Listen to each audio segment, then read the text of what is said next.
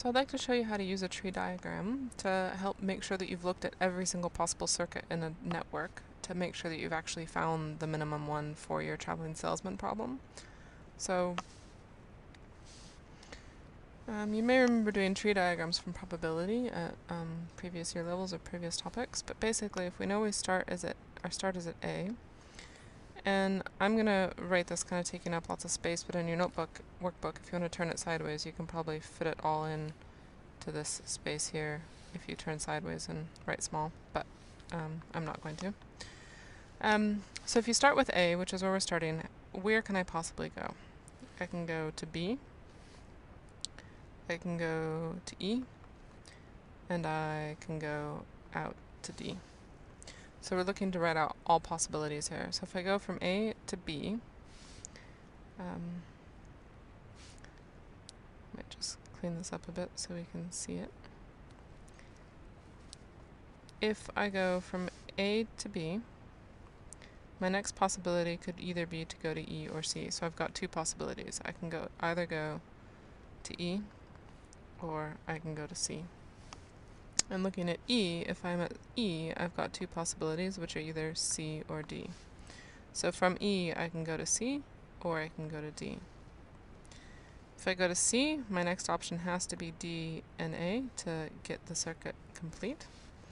So from A to B to E to C, then I'd go to D, and then I'm back at A. So that could be your first one there. Looking at that again, if I go from A to B to E, if I went to D, there's no way for me to get back without going through a node that I've already been through. So this one doesn't work. You'll end up getting stuck. Not possible. So it won't be a complete circuit. So let's look at the other option here. If I go from A to B, and then I decide to go to C first, after B, my options are either to go to E or to D. So here I can go to E or to D. And if I go to E, my option would have to be to go to D and then A. So here I have to go to D and then A. If I go down from A, B, C, and go over to D, then I have to go EA. EA.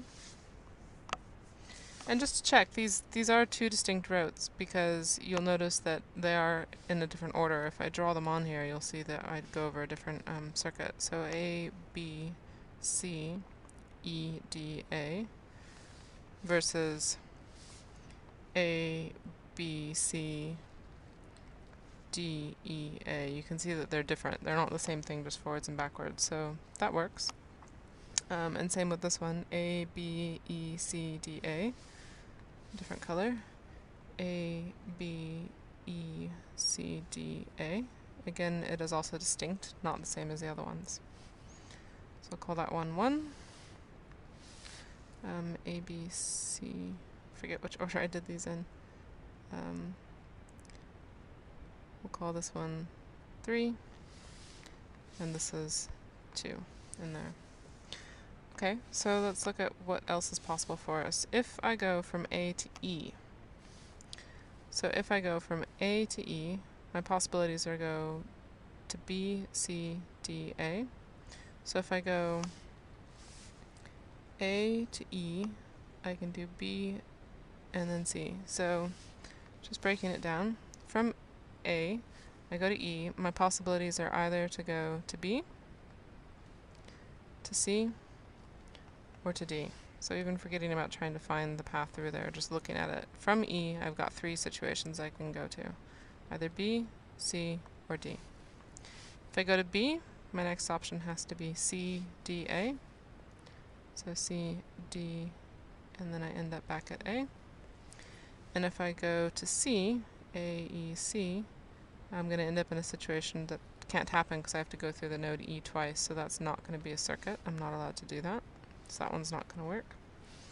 If I go from A, E to D, then I have to go C, B, A to get around C, B, A. So that covers all the possibilities if I go to A as my second node, but let's just double check that none of these are the same as the first ones forwards and backwards. So if I check, just reading through the letters, A, B, E, C, D, A, going backwards, it doesn't look like I have that, so I'm looking for A, D, and here I'm going from A to E, so that's not going to matter to me. Checking the next one, A, B, C, E, D. So A, B, let's check, going backwards, here I see an A, B, and a C, and a D, and an A. So if you notice, I'll do them in a different color so you can see this. A, B, C, D, E, A is the exact same order, just backwards as A, B, C, D, E, A. So these two are the exact same, so it's just the reverse of the first, or the reverse of number 3. So I'm going to say I won't count this one because it's the reverse of number 3. So again, it's not distinct, it's just the same thing backwards. So we're going to get rid of that one. Oops. And taking a look at our last possibilities here, going out to D. So if I go from A and I go to D first, my possibilities are either E or C. So I can go to E or C. And if I go to E, I have the possibility to go to C or B. And if I go A, D, E, B, I can't go down to C next. So that one's not going to work. So I know that I have A, D, E, has to be C. C, B, A. And that one won't work. And looking at my last possibility, if I go to D first, so from A to D, and then to C as the next situation, I have the option to go to E, or I have the option to go to B. So if I go to E, then I have to go BA. And if I go to B, I will need to go EA to get back. So we've got all the possibilities drawn out here in the table, so it's every possible way around the circuit, minus the ones that don't actually complete a circuit. We just have to double check for ones that are the same forwards and backwards. So let's look at this one, A, E, B. Going back up, do I have anything in reverse here? A, E, D, nope. It doesn't look like I've got that, so I'll count this one. A, E, B, D, A. And that's going to be number 4. And I forgot to check this one.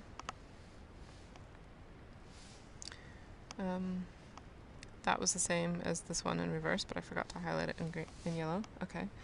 And then just double checking on any of these ones that I've just drawn on here, looking in reverse order. So if I go from A to B to C, that's A to B to C, and then E to D to A. So this is just the reverse of number 2. Not going to use it.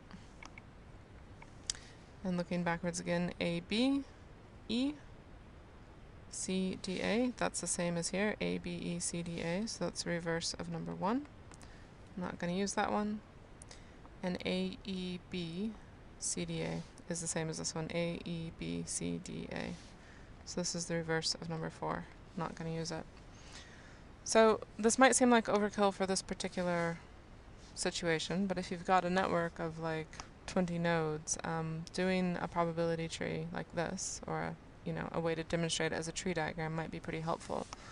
Your next step in here would then just be to add up what those paths are. So one thing that you can do is actually write in the distances between them. So between A and B you've got 13 kilometers. Between B and E you have 9. Between E and C you have 7.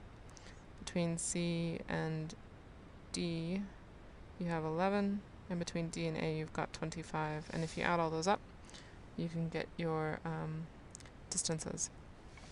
And same for any of them. So I wouldn't put numbers on everything in there, but you can go in and fill these in. B to C is 19. E to D didn't matter. C to E is 7. E to D is 15. And so if you add up everything along the path, along the tree diagram path, you'll end up with that distance for yourself. So A, B, E, C, D, A is this one here at 65. So if you go through and add them all up, you should be able to get it out. And A, E, D, A is this one at 79. And number 3 ends up to be, if you fill in all the numbers and add them up, DEA ends up being the 63 kilometer one. And option 4 here is 69 kilometers. And so then you can see, okay, out of the 4 that I have, the 63 is again the shortest. So it might seem complex, but it is a helpful strategy. If you get stuck and you can't actually find it, it will give you a way to make sure that you've checked every single possibility.